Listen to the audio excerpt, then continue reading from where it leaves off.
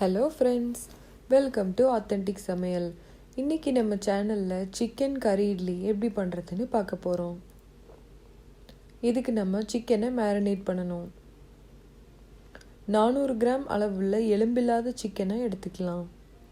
இதில் 1 table spoon இஞ்சி பூண்டு விழுது, 1/4 டீஸ்பூன் மஞ்சள் தூள், 2 table spoon chicken 65 masala, 1 teaspoon மிளகாய் தூள், தேவையான அளவு உப்பு, 2 டீஸ்பூன் லெமன் ஜூஸ். இது எல்லாத்தையும் சேர்த்து நல்லா கலந்து வச்சிடலாம். இது ஒரு 30 நிமிஷத்துக்கு அப்படியே வச்சிடலாம். இப்போ நம்ம சிக்கன் ஸ்டஃபிங் தயார் பண்ணலாம்.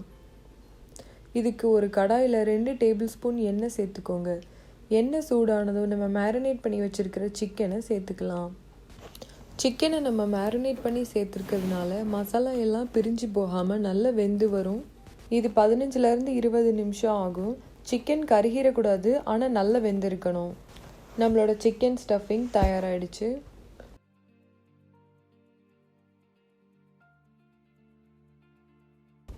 இதை ஒரு கத்தி வச்சோ இல்லைன்னா ஃபோர்க் வச்சோ சின்ன சின்ன துண்டுகளாக நல்லா கட் பண்ணி வச்சுக்கோங்க. இந்த அளவுக்கு இருக்கணும். இப்போ நம்ம ஸ்டஃப்டு இட்லி பண்ணிடலாம். இட்லி பாத்திரத்தில் தண்ணி ஊற்றி 5 நிமிஷம் முன்னாடியே ரெடி பண்ணி வச்சிடலாம். ஒரு இட்லி தட்டில் நல்ல எல்லா குழிகள்லையும் எண்ணெய் தடவிக்கோங்க. இதில் 1 டேபிள் ஸ்பூன் அளவுக்கு மாவு, கொஞ்சமாக நம்ம கட் பண்ணி வச்சுருக்கிற சிக்கன், அதுக்கப்புறமா கொஞ்சம் மாவு போட்டு அதை நல்லா கவர் பண்ணிடலாம். இதே மாதிரி எல்லா குழிகளையும் நிரப்பிக்கலாம்.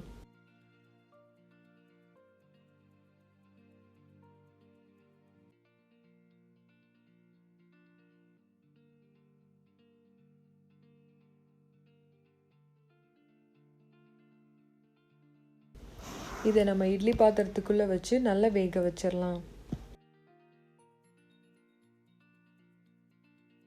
இது ஒரு 10லேருந்து 12 நிமிஷத்துக்குள்ளே தயாராகிரும்.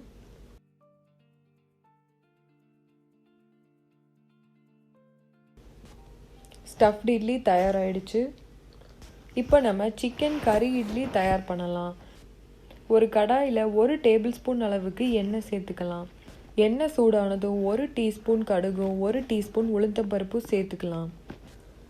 கடுகு உளுந்தம்பருப்பு நல்லா வெடித்து வந்ததுக்கப்புறம் 5லேருந்து 6 சின்ன வெங்காயத்தை நல்லா சின்ன சின்னதாக நறுக்கி சேர்த்துக்கலாம். வெங்காயம் கொஞ்சம் வதங்கினதுக்கப்புறம் கொஞ்சமாக கருவேப்பிலையும் 3 சிகப்பு மிளகாயும் சேர்த்து நல்லா கலந்து விட்டுடலாம். வெங்காயம் நல்லா வெந்ததுக்கப்புறம் நம்ம செஞ்சு வச்சுருக்கிற ஸ்டஃப்டு இட்லியை சின்ன சின்ன துண்டுகளாக்கி சேர்த்துக்கலாம். இது கூட நம்ம கட் பண்ணி வச்சுருக்கிற சிக்கனும் 1 கப் அளவுக்கு சிக்கன் சால்னாவும் சேர்த்துக்கலாம். இந்த சால்னாவோட லிங்க்கை நான் கீழே டிஸ்கிரிப்ஷன் பாக்ஸில் கொடுத்துருக்கேன், கண்டிப்பாக செக் பண்ணுங்கள். இது எல்லாத்தையும் நல்லா கலந்து விட்டுடலாம். இது ஒரு 5 நிமிஷத்தில் தயாராகிடும். இதை மல்லியில தூவி நமக்கு பிடிச்ச மாதிரி சர்வ் பண்ணிக்கலாம். உங்களுக்கு இந்த வீடியோ பிடிச்சிருந்துச்சுன்னா ஆத்தென்டிக் சமையலுக்கு சப்ஸ்கிரைப் பண்ணி பக்கத்தில் இருக்கிற பெல் ஐக்கானை கிளிக் பண்ணுங்கள். தேங்க்யூ ஃபார் வாட்சிங்.